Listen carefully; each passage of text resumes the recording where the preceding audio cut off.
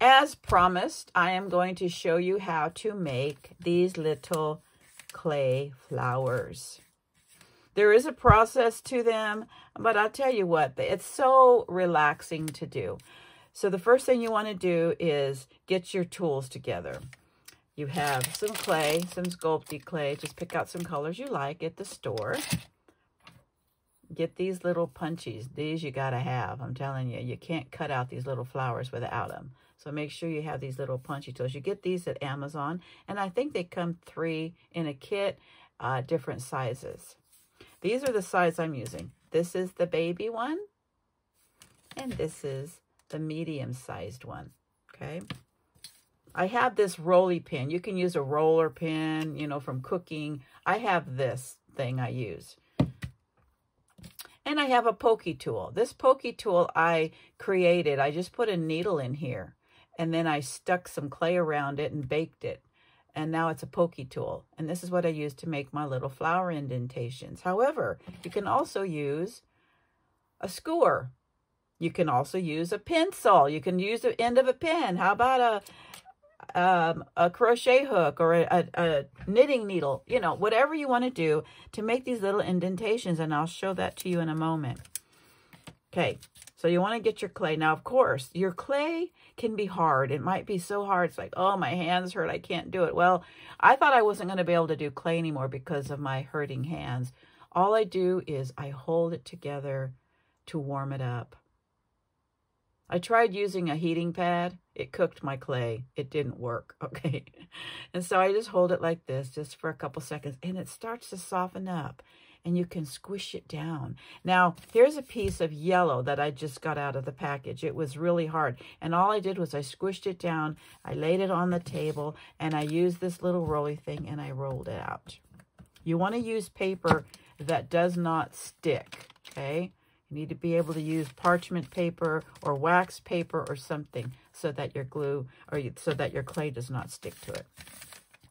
So now we are going to make our little flowers. So I like yellow kind of. I'm gonna have some yellow ones, but I'm gonna blend it into this in a moment. So let's take a look at this first.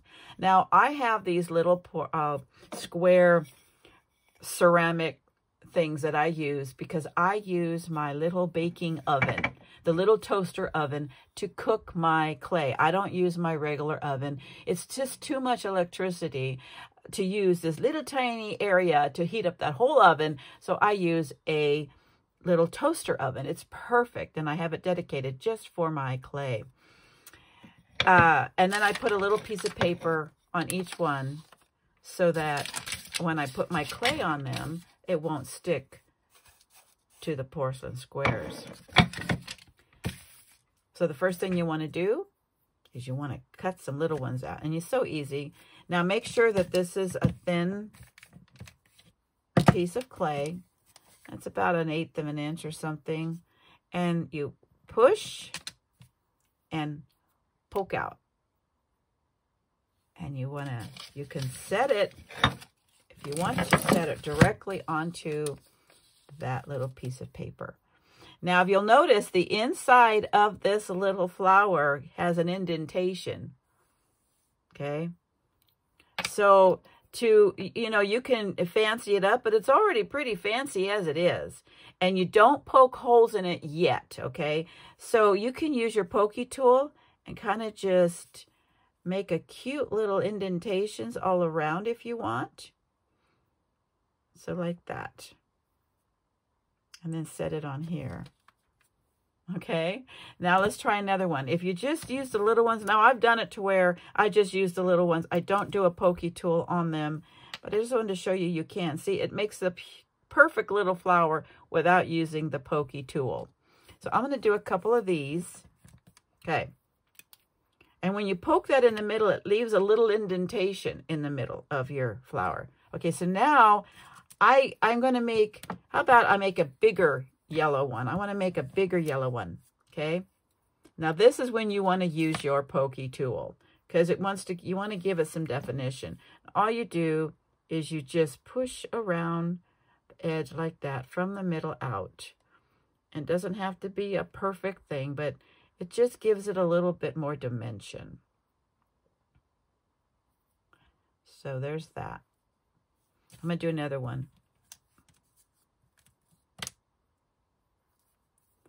See, this doesn't even have an indentation in the middle, so I'll do it. I'll do it by doing it like that.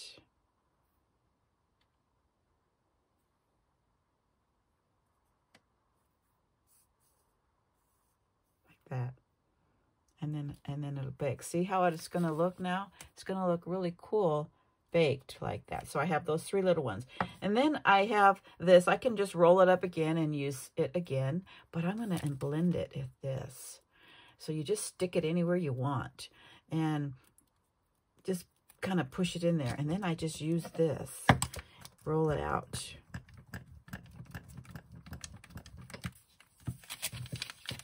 I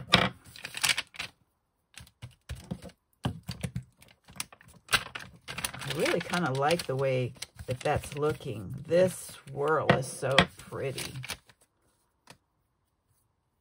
And the yellow is kind of yellow, so I'm going to do something like this. Bring a little bit more in. Just squish it down. Maybe I'll get some little bit of green here.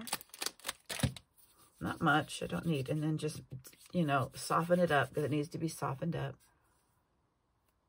A little bit of heat. Stick it right in there. I'm going to give it a little bit more something there. When you use your pasta machine, it really blends them good. So I'm just doing it by hand for you guys. Now, I like this. This is pretty. So I'm going to use that part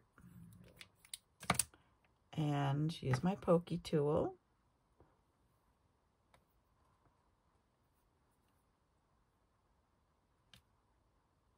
And put it on here. I'm going to also show you how to use this skewer. So I put that in there. I like these big ones. I use them a lot for my jewels. And pokey tool it all around. You can do it in the cracks area or you can do it in the leaf area. It's up to you. I'll do another one like a pink blend here.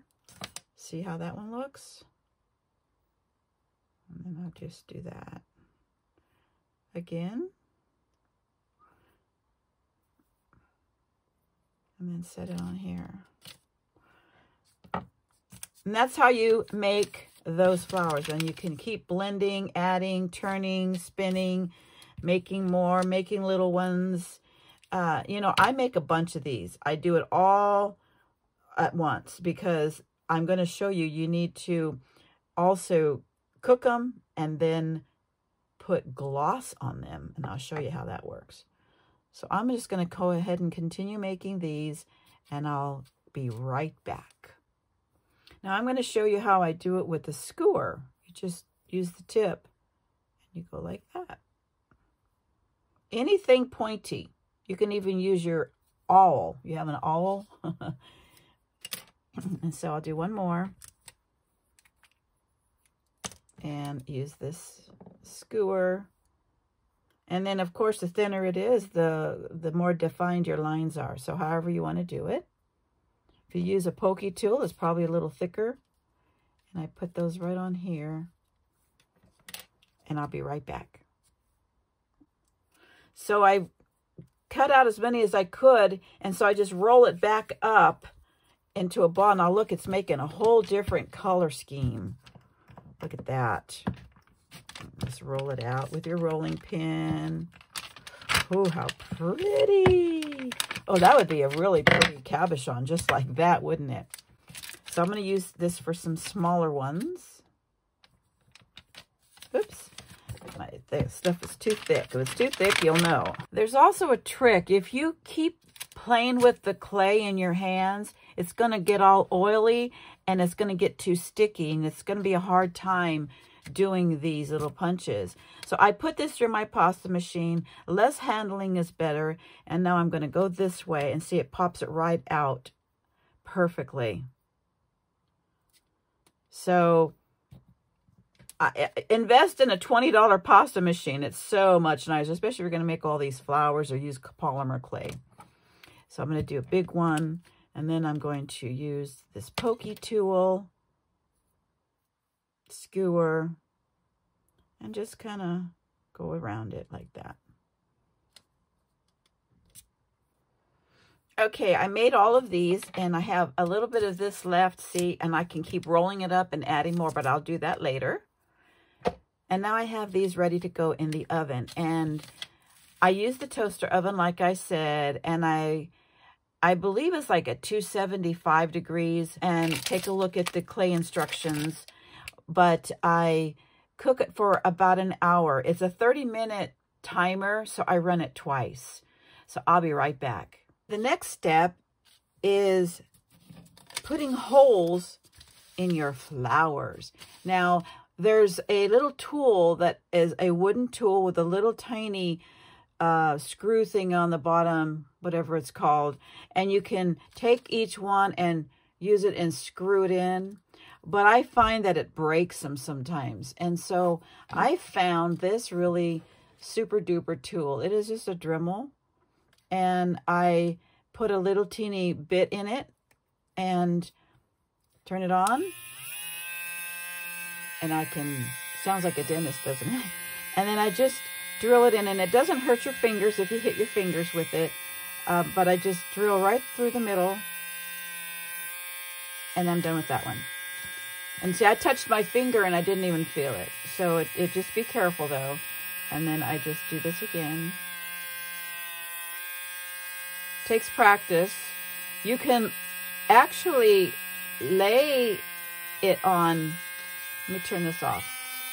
You can actually do it a little differently if you want to be real careful with your fingers. A piece of foam.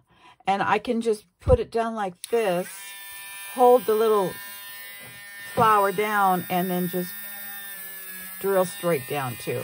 That's probably easier for people to do. We get a piece of wire. It's 24 gauge. It fits perfectly in the holes that I had made. And I already started stringing some onto this wire. And you want to put spacers in between. So I use these bugle beads that I really don't use at all for using in any project. I just don't anymore. And so, hey, this got a little red bead stuck in there, but that's okay. It gives it enough space. So I'm going to go ahead and continue adding beads and flowers to this wire, and then another flower, and so on. And so when I am done, I'll be back. Okay, so I have strung up some of these little beads. Now I only like to put on so much, so my wire I actually cut. I'd say it's maybe about 12, 13 inches long.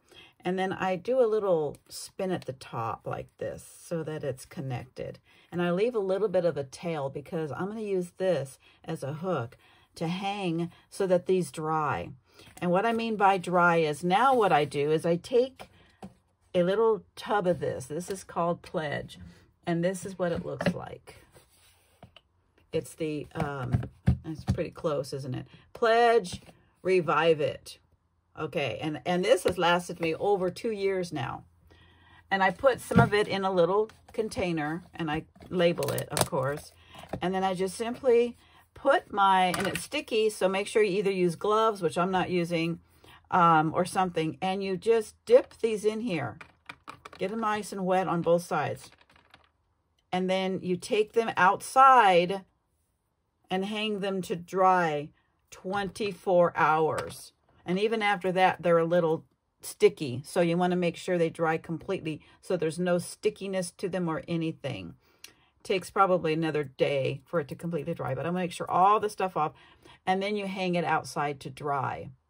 So I will be back for the next step. Okay, so here's one that I already done, and it's dry now. So all you do is you undo this up here, and sometimes you need to clip off the end. I do. I don't care. I kind of waste a little bit of it as I go. And then I slide off, move this out of the way, and then I slide them off onto the table. And now I have all my little flowers ready to go, nice and dry and hard, and now I can use them in any project. It is a little bit of a step process, a little bit of waiting, things to dry, things to cook, but wow, to make those most beautiful items, it enhances your projects with these little flowers. I'm going to show you now what you do with these flowers.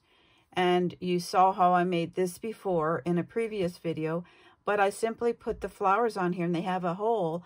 So I'll string it up, put a bead in, and then go around the bead and back down to the hole and attach it to my project. Here's another example, of course. And this is just BU sticker inside, and I did a bunch of little flowers up here, but I also added lots of beads on this project. So that's what you can do with these little flowers. Lots and lots of things you can do. Make it now with Linda Lang. See you soon.